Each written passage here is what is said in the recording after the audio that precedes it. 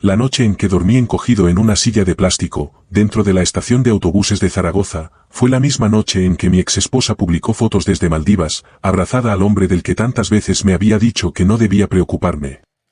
Yo estaba solo, mojado por la lluvia, con una bolsa deportiva rota a mis pies y la sensación de que mi vida entera cabía en aquel pedazo de tela desgastada.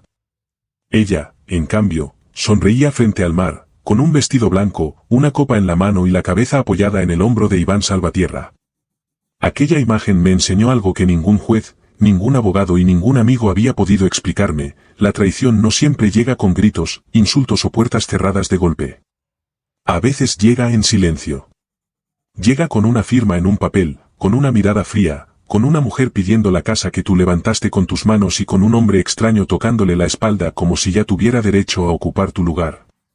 Esa mañana, antes de entrar en la sala del juzgado de familia en Valencia, Claudia me miró sin emoción y me dijo: Luis, no hagas esto más difícil de lo necesario.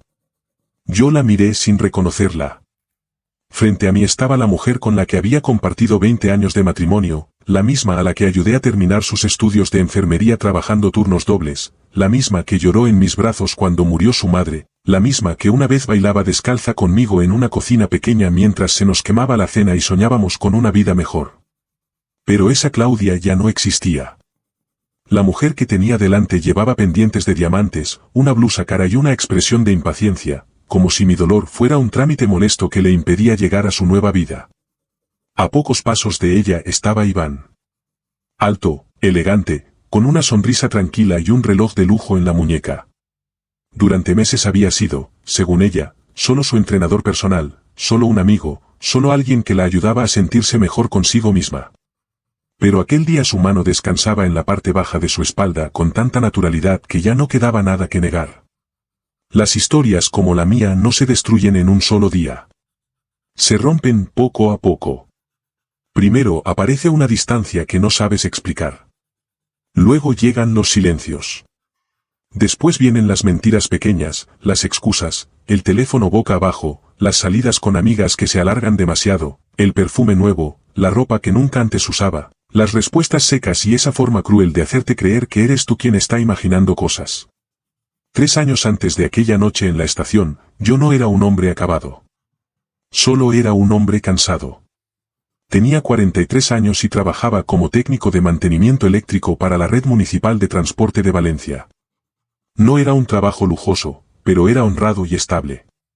Reparaba averías en tranvías, revisaba instalaciones, atendía emergencias a cualquier hora y muchas noches volvía a casa con las manos manchadas de grasa, mientras Claudia dormía o se preparaba para su turno en el hospital. No éramos ricos, pero nunca faltó comida en la mesa. Cada viernes le llevaba una tarta de almendras de una pastelería cerca de la avenida del Puerto, porque sabía que le gustaba.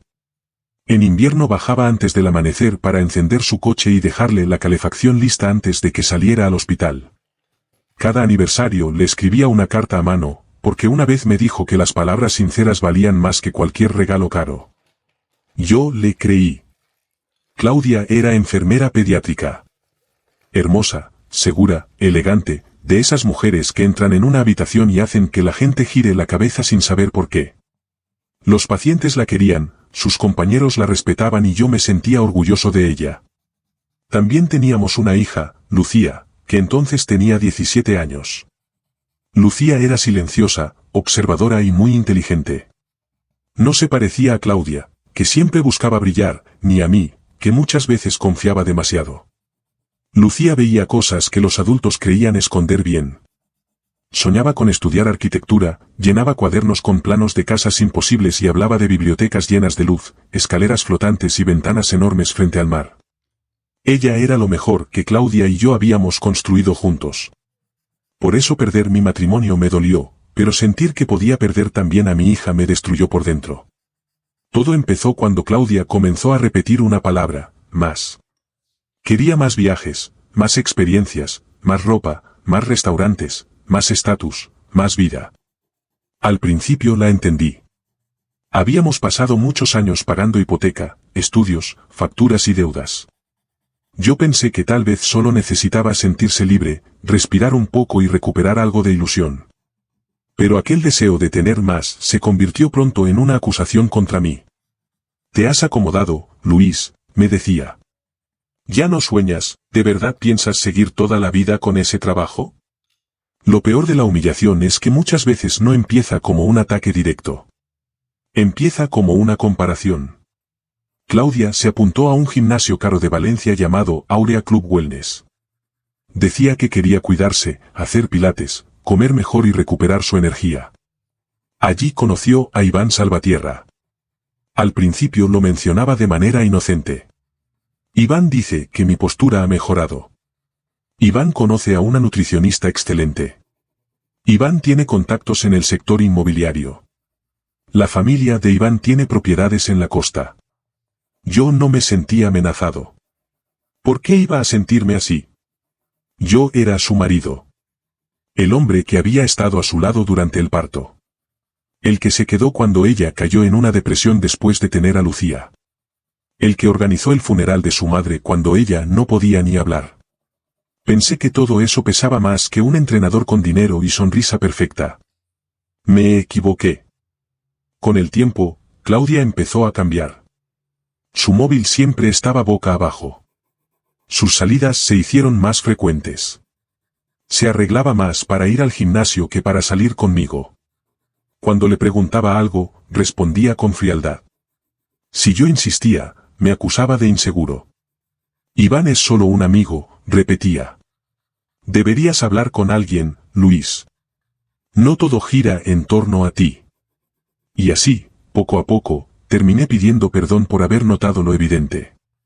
La primera persona que se atrevió a decir la verdad en voz alta fue Lucía. Una tarde de octubre, mientras guardábamos una caja con adornos viejos en el garaje, me miró con una seriedad que me heló la sangre y dijo, «Papá, creo que mamá miente». Me quedé quieto, con una guirnalda naranja en las manos. «¿Por qué dices eso?», pregunté. Lucía bajó la mirada. La vi el jueves pasado en un restaurante de Ruzafa. Traté de sonreír. Quizá estaba con compañeras del hospital. Ella negó con la cabeza. No. Estaba con él. Con Iván. Sentí una presión en el pecho, pero todavía intenté buscar una explicación. Cariño, los adultos también tienen reuniones, compromisos, cosas de trabajo. Lucía apretó los labios. Papá, le estaba cogiendo la mano. Esa frase me persiguió durante semanas. No enfrenté a Claudia esa noche. No tuve valor. La negación, desde fuera, parece cobardía, pero cuando estás dentro parece un refugio. En lugar de hablar, empecé a observar. Vi cargos extraños en nuestra cuenta común, hoteles pequeños en pueblos donde Claudia no tenía ningún turno, restaurantes caros lejos del hospital, spas de lujo, compras que no encajaban. Cada prueba era una puñalada, pero aún así seguía esperando equivocarme. La confirmación llegó un lunes de diciembre, en plena tormenta.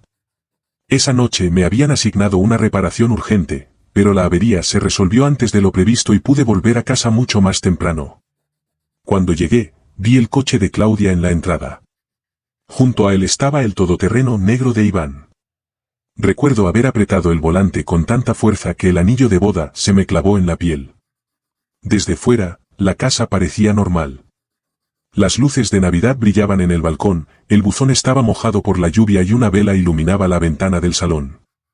Todo parecía igual. Pero arriba, en nuestro dormitorio, mi matrimonio estaba muriendo. Entré sin hacer ruido. Escuché su risa. No era una risa de cortesía ni una risa cansada de enfermera después de un turno largo. Era una risa íntima, joven, libre. Una risa que ya no me pertenecía. Cuando abrí la puerta, confirmé lo que mi corazón ya sabía. No voy a describir cada detalle. Hay recuerdos que no merecen ser alimentados. Solo diré que nada prepara a un hombre para ver a la persona con la que construyó una vida mirarlo como si su dolor fuera una interrupción incómoda. Claudia no gritó. No lloró. No pidió perdón. Solo se cubrió con la sábana y dijo, Luis, esto no es lo que parece. Iván se rió. Se rió de verdad. En ese segundo, algo oscuro dentro de mí quiso salir. Pero entonces pensé en Lucía. Pensé en sus ojos, en su futuro, en la posibilidad de arruinar mi vida por completo en un instante. Así que no hice nada. Me fui. Esa decisión me salvó, aunque en aquel momento me hizo sentir como el hombre más derrotado del mundo. El divorcio fue una guerra fría.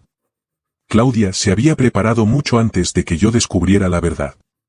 Tenía documentos, mensajes, cuentas separadas y una historia ensayada en la que yo era un hombre inestable, ausente y difícil.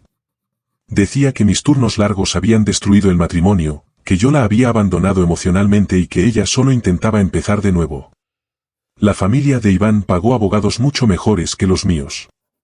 Cuando el proceso terminó, perdí la casa por una refinanciación que había firmado años atrás para cubrir estudios, gastos médicos y deudas familiares.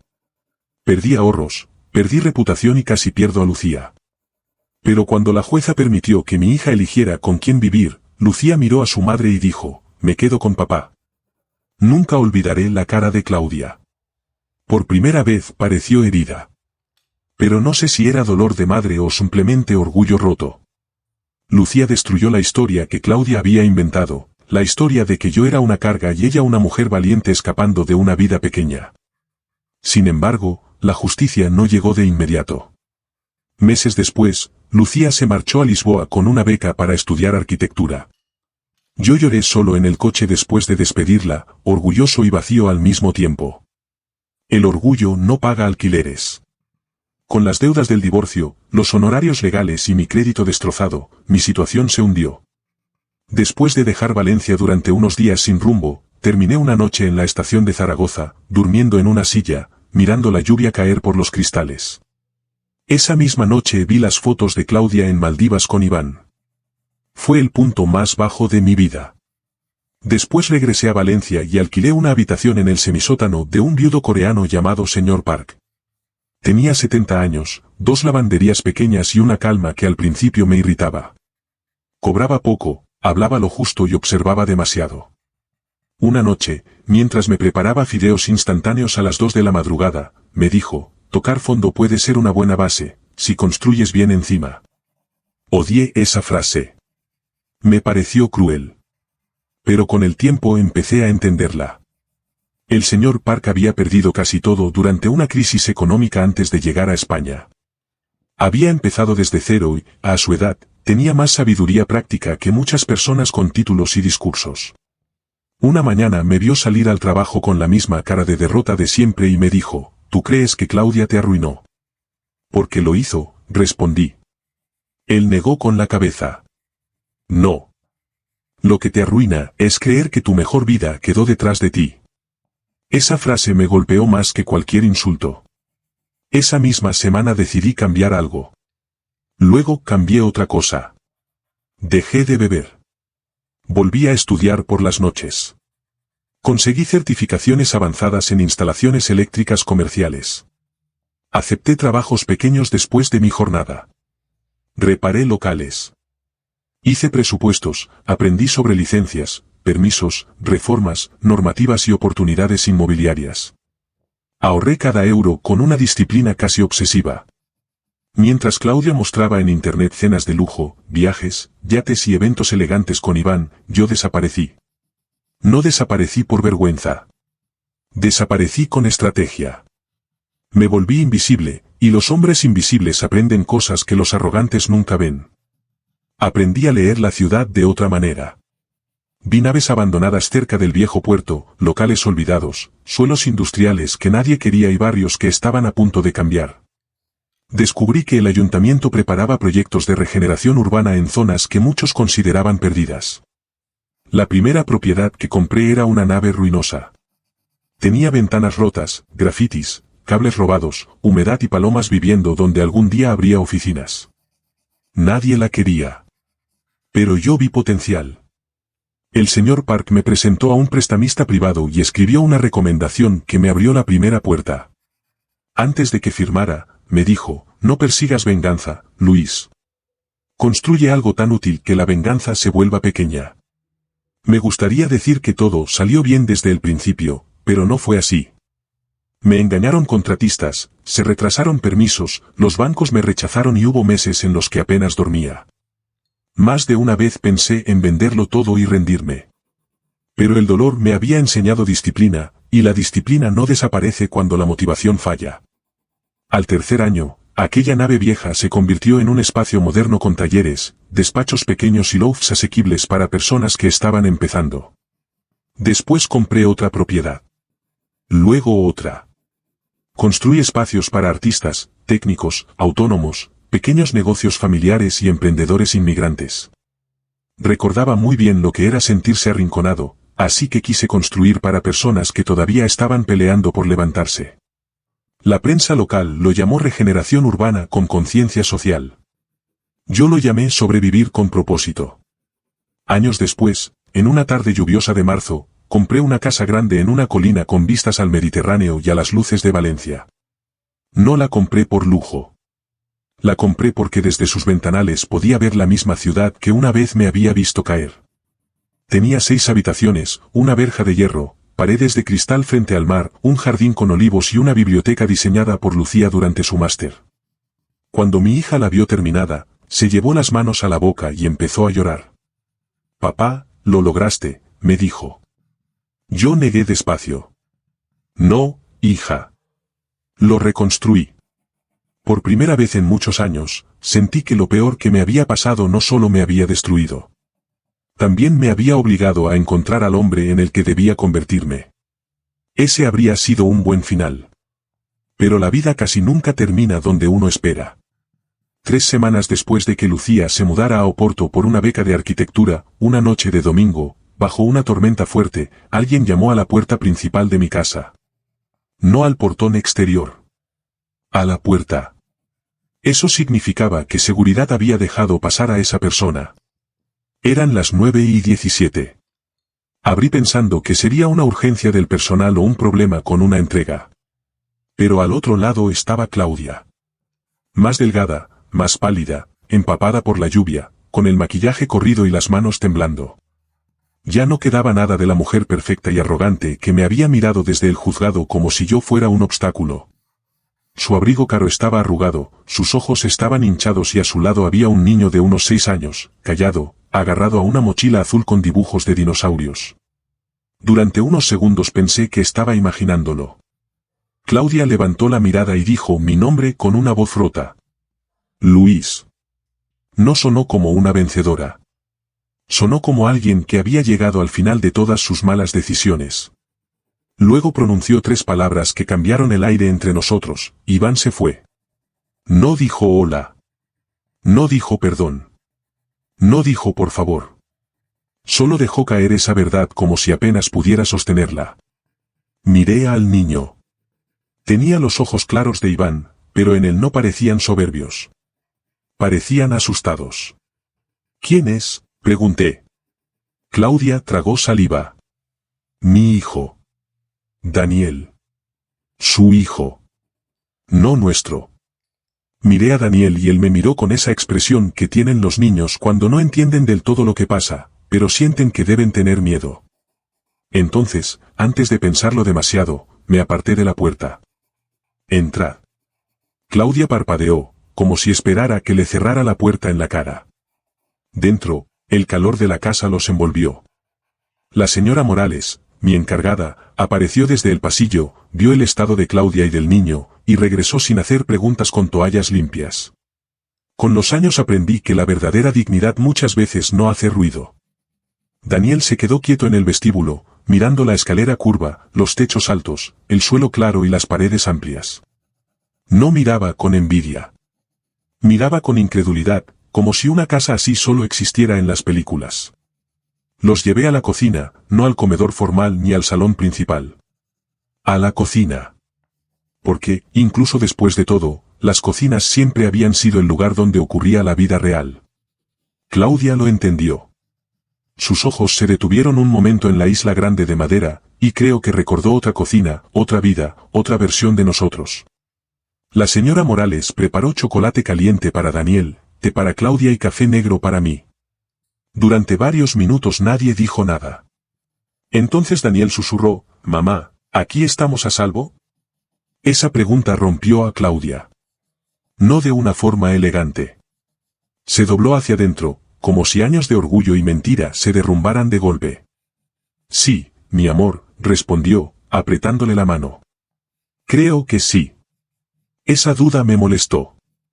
Me senté frente a ella y pregunté, ¿qué ha pasado? Entonces la historia dejó de ser una simple historia de infidelidad y se volvió algo mucho más oscuro. Iván Salvatierra no solo había sido un hombre infiel. También era un fraude viviente. Durante años había usado empresas familiares, proyectos inmobiliarios falsos, fundaciones benéficas de fachada y sociedades pantalla para mover dinero, engañar inversores y ocultar activos. No se trataba de pequeños trucos de ricos. Había una investigación judicial seria, con fiscales, policías especializados, cuentas bloqueadas, socios desaparecidos y familias arruinadas. Claudia, según me contó, no lo supo todo desde el principio. Cuando se casó con Iván poco más de un año después de nuestro divorcio, creyó que había ganado. Vivía en un ático con vistas, viajaba a Suiza, asistía a cenas de gala, llevaba ropa de diseñador y se movía en círculos donde antes deseaba entrar. Todo aquello que alguna vez me insinuó que yo nunca podría darle, Iván se lo puso delante como una fantasía perfecta. Pero el lujo construido sobre mentiras siempre tiene fecha de caducidad. Primero llegaron las citaciones. Después las auditorías. Luego las cuentas congeladas. Más tarde, las propiedades embargadas. Y una mañana, mientras Claudia llevaba a Daniel al colegio, Iván desapareció. Había huido con dinero oculto, documentos falsos y otra mujer que lo esperaba fuera del país. Dejó atrás deudas, demandas, investigaciones y una esposa legalmente unida a varios activos comprometidos. ¿Por qué estás aquí?, pregunté en voz baja. No lo pregunté por crueldad. Necesitaba entenderlo. Claudia miró su taza intacta. Porque todos desaparecieron. Y ahí estaba la verdad, sin adornos. Sus amigas del club dejaron de responder. Los abogados de Iván dejaron de atenderla. La familia de él la negó en público. Sus cuentas estaban bloqueadas. La casa donde vivía fue embargada. Y la gente empezó a tratarla exactamente como ella me había tratado a mí, como si acercarse a una persona hundida pudiera contagiar fracaso. Lucía me dio tu dirección, dijo. Aquello sí me sorprendió. ¿Lucía lo sabe? Claudia asintió. No me dijo que viniera. Solo me dijo, si papá te abre la puerta, no lo desperdicies. Casi sonreí. Eso sonaba exactamente a mi hija. Compasiva, pero firme. Me recosté en la silla y pregunté, ¿esperas que yo arregle esto? Los ojos de Claudia se llenaron de lágrimas. No, respondió. Y por primera vez en mucho tiempo le creí. Sé que no merezco eso. He venido porque Daniel no merece dormir en un refugio. Esa frase lo cambió todo. Los adultos pueden convertir el orgullo en un arma. Los niños no. Ojalá pudiera decir que la perdoné aquella noche, pero no fue así. El perdón no cae como un rayo. Se construye lentamente, como una casa que necesita buenos cimientos para no derrumbarse. Así que tomé una decisión, no por lo que Claudia había sido, sino por lo que yo había llegado a ser. Podéis quedaros aquí 72 horas, dije. Durante ese tiempo hablaré con mis abogados, revisaremos tu situación y buscaremos una opción segura para Daniel. Claudia empezó a llorar. No porque 72 horas fueran una salvación completa, sino porque había llegado esperando mucho menos. Esa noche Daniel durmió en el ala de invitados, bajo una manta gruesa que la señora Morales encontró en un armario. Claudia casi no durmió. Lo sé porque a las 2:30 de la madrugada la encontré en la biblioteca que Lucía había diseñado, mirando la pared donde yo había enmarcado la escritura de mi primera nave reformada. «Lo conservaste todo», susurró. «No», respondí. «Lo reconstruí». Ella asintió lentamente, como si por fin entendiera la diferencia. Durante los días siguientes, la verdad fue saliendo poco a poco. Claudia no solo había perdido dinero, casa y estatus. También había perdido la versión falsa de sí misma que intentó construir junto a Iván. Una tarde me dijo algo que no esperaba escuchar. No te dejé porque fueras un fracaso. Me quedé en silencio. Ella continuó, te dejé porque tú me conocías antes de que yo empezara a fingir. Esa frase me golpeó profundamente. Debajo de su ambición, de su crueldad y de su deseo de aparentar, había vergüenza. Claudia no solo quería dinero. Quería reinventarse. Yo era el hombre que la había conocido con deudas, cansancio, cupones de descuento y cenas sencillas. Yo recordaba a la Claudia real, y eso la incomodaba. Iván, en cambio, le ofreció una fantasía. Y la fantasía seduce cuando la verdad te parece demasiado humilde. ¿Te gustaba que te vieran con él?, le dije. Claudia cerró los ojos. No. Me gustaba quien yo creía que parecía cuando estaba con él. Hay una diferencia. Entender esa diferencia no borró el daño, pero me ayudó a no odiarla para siempre. Mis abogados revisaron su situación y encontraron una forma de separarla de parte de la responsabilidad penal de Iván, siempre que cooperara por completo con la investigación. No lo hice por ella. Lo hice por Daniel. Y quizá también porque sabía que Lucía estaba mirando. Mi hija voló desde Oporto ese fin de semana. Cuando entró en la casa y vio a su madre dormida en el sofá, cubierta con una manta vieja que habíamos tenido años atrás, se quedó quieta. No hubo gritos. No hubo reproches teatrales. Solo una respiración larga y contenida. Luego Lucía se acercó y le acomodó la manta sobre los hombros. Esa era mi hija. No era débil. Era fuerte. Y hay una diferencia enorme. Esa noche, Lucía y yo nos sentamos en la terraza, mirando las luces reflejadas sobre el mar. ¿Todavía la quieres?, me preguntó. Los hijos, incluso cuando crecen, hacen preguntas más afiladas que cualquier terapeuta. Tardé en responder. No, dije al fin. Luego añadí, pero ya no necesito que sufra para sentirme completo. Lucía sonrió con lágrimas en los ojos. Bien, susurró. Porque esa era la verdadera victoria. No el dinero, no la casa, no la caída de Iván. La verdadera victoria era estar entero. Con el paso de los meses, Claudia cooperó con la investigación contra Iván y sus empresas. Consiguió un trabajo modesto como enfermera bajo supervisión administrativa. Alquiló una casa pequeña en un barrio tranquilo y empezó otra vez, pero esta vez de verdad. Sin lujo falso, sin armaduras de diseñador, sin obsesionarse con la imagen. Solo trabajo, maternidad y humildad. Nosotros nunca volvimos a ser pareja. Hay puentes que deben quedarse en el pasado. Pero la hostilidad fue desapareciendo, no porque el dolor se hubiera borrado, sino porque por fin dejó de sangrar. Daniel, de una forma inesperada, acabó formando parte de mi vida en pequeños momentos. Le enseñé a pescar en un muelle tranquilo, a cambiar el enchufe de una lámpara y a mirar a los ojos cuando daba la mano. También intenté enseñarle que su valor no dependía del apellido de un hombre que lo había abandonado. No era mi hijo, pero los niños heridos también merecen buenos ejemplos. En cuanto a Iván, lo arrestaron 14 meses después en Portugal, cuando intentaba cruzar hacia otro destino con documentos falsos. Fue extraditado, juzgado y condenado. Los hombres que levantan imperios sobre mentiras suelen olvidar que incluso las mentiras tienen fronteras. La noche en que se hizo pública la sentencia, Claudia me llamó. No estaba llorando. Tampoco celebraba. Solo permaneció en silencio durante unos segundos. Luego dijo, antes creía que perderte era mi libertad. Yo miré la ciudad desde el ventanal de mi casa, la misma ciudad que una vez pensé que me había enterrado. ¿Y ahora?, pregunté. Hubo una pausa larga. Ahora entiendo que fue mi primera quiebra. Emocional, moral y espiritual. Por primera vez, Claudia entendía algo que yo había aprendido a golpes: perder a alguien no siempre es el final. A veces es el comienzo de la verdad.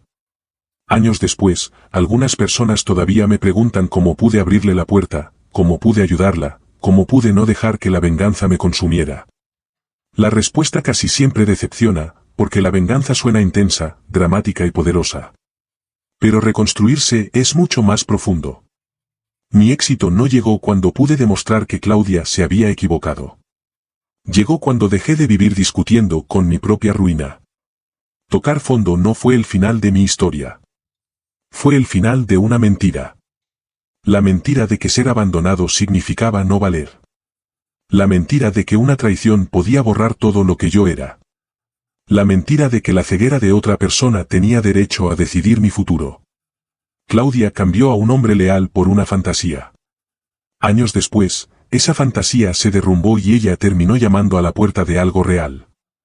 Y yo, al abrir aquella puerta, comprendí por fin que la traición no siempre llega para destruirte. A veces llega para arrancarte de una vida que ya no era tuya y presentarte a la persona que el dolor estaba preparando dentro de ti.